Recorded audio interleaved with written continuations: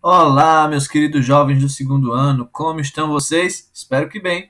Aqui quem está falando é o professor Henrique e hoje, jovens, eu vou cumprir minha promessa de fazer um vídeo para vocês, fazendo uma rápida revisão dos temas que nós estudamos nesse período de pandemia. Nesse período nós tivemos apenas aulas remotas. Por quê? Como vocês sabem, nós vamos fazer as avaliações diagnósticas e isso tem uma certa importância. E quem quiser lembrar, basta ver lá o nosso vídeo que eu expliquei lá na nossa última live na semana passada. Então, jovens, fiquem aí comigo, eu vou explicar todos os temas para vocês, para que vocês possam ter uma boa revisão. E lembrando rapidamente, quando vocês estiverem assistindo esse vídeo, eu também vou passar para vocês no seu Google Classroom em texto todo o material que eu estou explicando aqui. Então, assim, vocês vão ter o texto para ler e eu até sugiro, né, se vocês tiverem condições, imprimam esse texto. Vocês vão ter esse vídeo, que pode ser também em formato de podcast ou vlog, ou seja, eu não vou colocar nenhuma animação nem nada, eu só vou falar, então vocês podem colocar ele num canto e vocês vão ouvindo o que eu estou falando e vão fazendo as suas anotações, para quando for na hora da avaliação, vocês terem a melhor nota possível. Beleza? Então, vem comigo, jovens. Os temas que serão avaliados serão as grandes navegações, o mercantilismo, os povos pré-colombianos, os indígenas brasileiros e a chegada dos portugueses ao Brasil e os primeiros passos de colonização. Beleza? Então vamos lá, voltar lá do início. Bom, o primeiro tema que vai cair na prova é sobre as grandes navegações. O período conhecido como as grandes navegações, ele é chamado desse jeito, de grandes navegações, não é porque foi uma navegação que durou muito tempo, não é exatamente isso, mas por ser uma época de grandes aventuras marítimas, grandes no sentido de importantes, em busca de riquezas e outros lugares ainda desconhecidos. A Idade Média vai ser uma época em que o comércio e o desenvolvimento comercial vai ser muito restrito. Cada feudo, cada região feudal vai ter o seu próprio domínio. E, geralmente, a forma de comércio mais utilizada é principalmente através das trocas, ou seja, o escambo.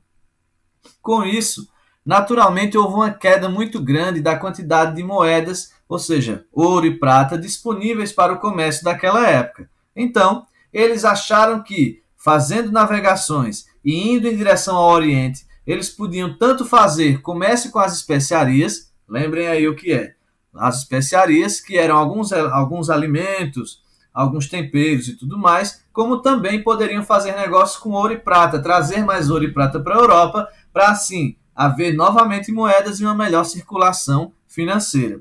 O grande problema é que essas navegações, a partir do século XIII, XIV, XV, tiveram grandes obstáculos a superar. Alguns deles eram reais, como, por exemplo, eles tinham muito medo de navegar, principalmente no Atlântico, por dois medos. Primeiro, o Atlântico era uma região que podia ter grandes tempestades e faziam os navios facilmente virarem, quebrarem, levando ao naufrágio e assim à morte de todos. E também as grandes calmarias, que eram períodos em que não tinham vento nem para um lado nem para o outro, e o navio ficava lá, à deriva no mar, o que era um tremendo de um perigo, porque se você ficar ali parado no mar, você vai ficar sem água potável, sem água doce, vai ficar sem comida, e aí vai acabar todo mundo morrendo de fome e de sede, né? Então haviam muitos medos. Para que essas grandes navegações pudessem existir, foi necessário desenvolvimento da cultura e da ciência náutica,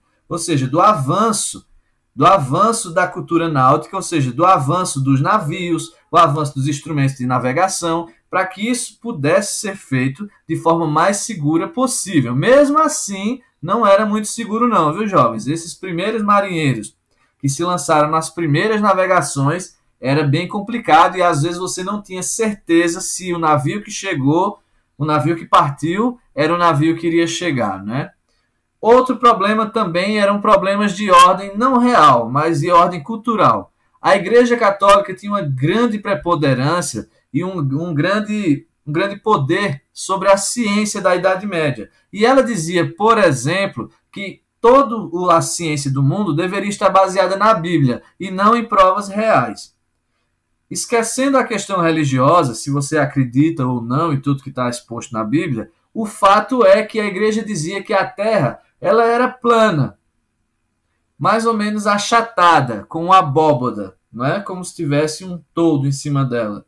E ali ela dizia que, baseada nas tradições religiosas e como a teoria da Idade Média, a Terra seria plana ou achatada e existiria um abismo ou o fim do mundo nas duas pontas dela. Ou seja, a Terra é toda plana, achatada, e se você continuasse navegando em direção a ela, você iria cair.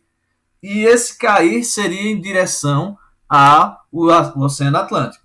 Então veja, somente através de muito estudo, quando Galileu conseguiu fazer uma prova matemática de que a Terra ela era esférica, quando nós conseguimos ver que Cristóvão Colombo provou através da circunferência da Terra quando ele fez essa volta ao mundo, então, assim, o que nós podemos perceber é que a cultura religiosa, ela impediu o avanço, ela impediu o desenvolvimento de muitas coisas simplesmente pela crença. Então é importante nós termos o pensamento crítico em relação a isso. É importantíssimo termos espiritualidade, é importantíssimo nós termos uma religião, mas é importante que a gente também tenha uma certa criticidade, né? Entenda que às vezes as coisas nem sempre é como foram escritas, né? De certa forma, certo? O próximo tema que nós vamos estudar é sobre o mercantilismo. O mercantilismo foi o sistema econômico que substituiu o modelo feudal de economia. Eu falei agora há pouquinho do sistema de economia feudal, onde cada feudo tinha autonomia e havia muito poucas trocas de comunicação e de mercadorias. No mercantilismo é o contrário. Vai ser um grande impulso para que haja uma grande troca de mercadorias, uma grande circulação e, claro, uma das características mais importantes desse momento do mercantilismo vai ser uma busca acelerada por metais, como eu já falei a vocês, especialmente ouro e prata. Beleza? Isso dá-se o nome de metalismo, mas principalmente mercantilismo. Essa busca por ouro e prata desenfreada é muito presente na cultura do mercantilismo. Beleza? Outra característica, tem várias características do mercantilismo, inclusive eu expliquei para vocês em outro vídeo. Procura aí no canal que vocês vão encontrar, se tiverem essa curiosidade. Outra característica marcante do mercantilismo, que vai cair na prova, fique atento a isso, é sobre a questão da balança comercial. Mas essa balança é sobre o quê? É sobre a relação de exportação e importação, compra e venda de produtos. Acreditava-se naquela época que para que o país fosse rico, ele deveria ter, um país próspero, ele deveria ter uma relação de balança comercial equilibrada. Ele deveria vender um pouco mais do que comprar. Se ele compra demais, ele acaba perdendo moeda forte, ouro e prata, e acaba ficando mais pobre. Entenderam? Essa é uma relação complexa, mas até hoje os países ainda se utilizam muito desse sistema de forma cambial. Ou seja, de você vender mais do que comprar. Beleza, jovens? Outro dos temas que nós vamos trabalhar é sobre a questão dos povos pré-colombianos. Primeiro eu vou explicar por que se chama pré-colombianos. Vai ser Cristóvão Colombo, a partir da Espanha, que vai fazer a descoberta do que hoje seria a América, certo? Então vamos lá. Os povos que viviam na América antes de Colombo chegar são chamados de povos pré-colombianos, ou seja, de antes de Colombo. Esses povos, eles eram únicos, muito singulares e muito diferentes entre si. E eu não estou exagerando quando digo que existiam milhares de povos diferentes existindo aqui nas três Américas. Desde a América do Norte, onde fica Canadá e Estados Unidos, América Central, onde fica Guatemala, Costa Rica, e também na América do Sul, onde vive o Brasil. São milhares de povos totalmente diferentes entre eles. Os povos que mais chamaram a atenção entre os europeus, quando os europeus chegaram aqui, os povos que mais chamaram a atenção foram maias, incas e astecas. Maias e astecas na América do Central, ali no México, e América do Sul, o Império Inca. Cada um desses povos tinham culturas diferentes, tinham culturas bem distantes um dos outros, mas eles tinham algo em comum: a questão dos guerreiros. A questão da guerra era muito presente, tanto guerra entre esses povos, não exatamente entre os três, mas deles com outros povos vizinhos, como também entre grupos dentro da sua própria sociedade. Então, os guerreiros eram considerados fundamentais nesses povos pré-colombianos, principalmente maias, incas e astecas, justamente por sua contribuição e para manter o poder. Os astecas, por exemplo, eles deviam fidelidade ao seu chefe e ganhavam por isso melhores terras e melhores condições, provando o seu valor nas guerras, certo? E é uma parte importantíssima essa aí, uma questão crítica. Os povos pré-colombianos, eles tinham uma cultura diferente dos povos europeus.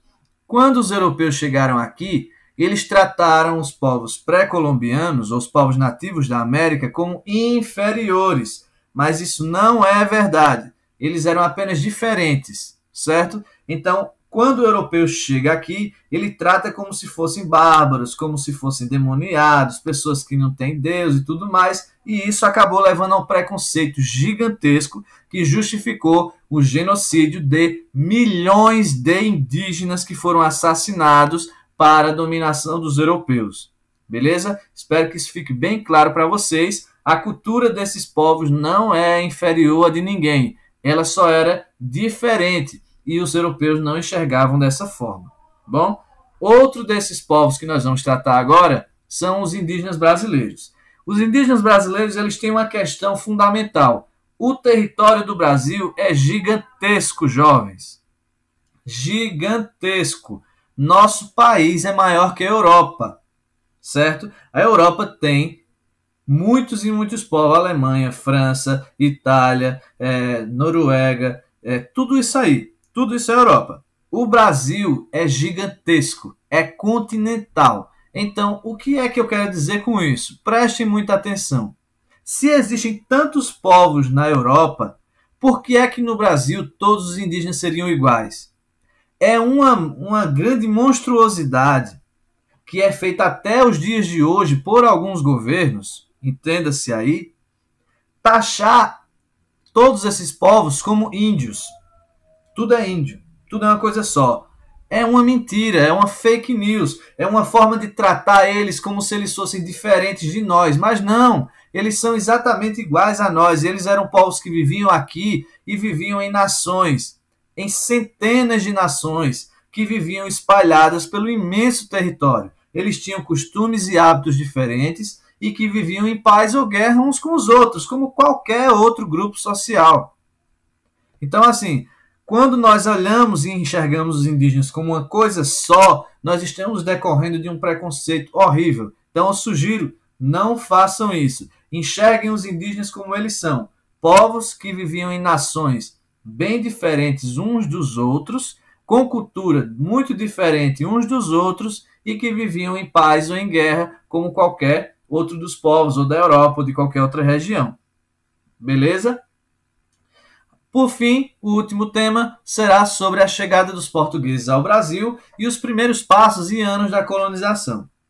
A chegada dos portugueses aqui, ela é muito curiosa sobre isso, porque os portugueses se tornaram especialistas em navegação desde o século XIV, especialmente no século XV, certo? Eles vão fazer todo o contorno da África para poder chegar às Índias, lá com Vasco da Gama, lá para perto de 1480 alguma coisa.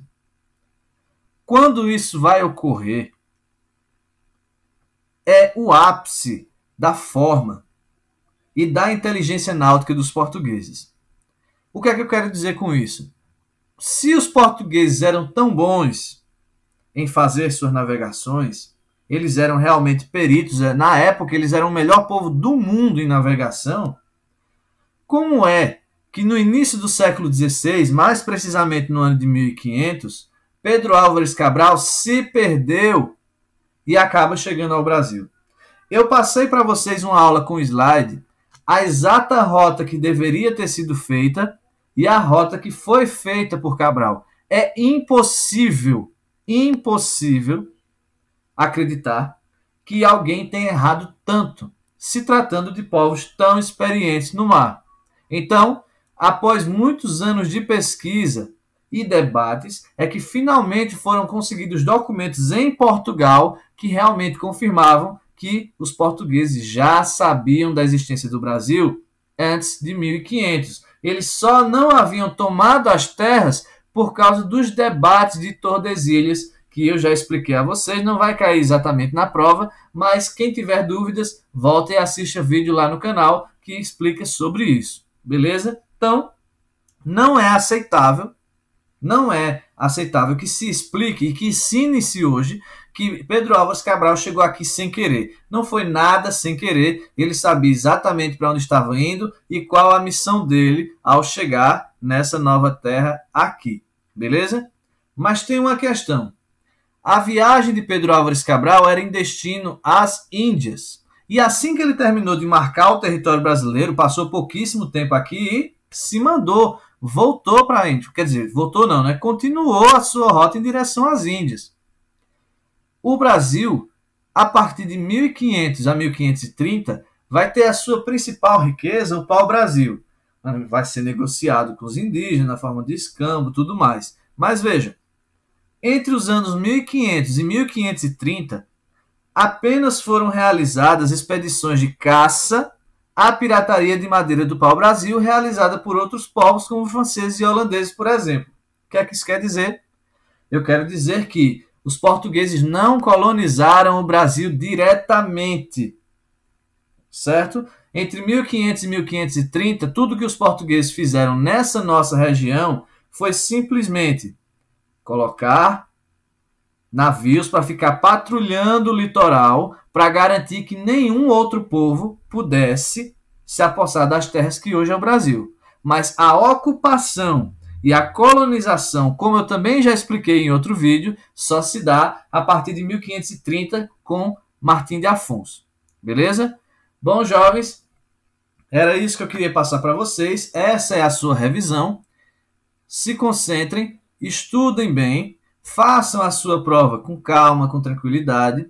Se possível, imprimam o material em texto que eu vou passar para vocês, que vocês terão uma excelente nota. Jovens, um beijão para todos vocês e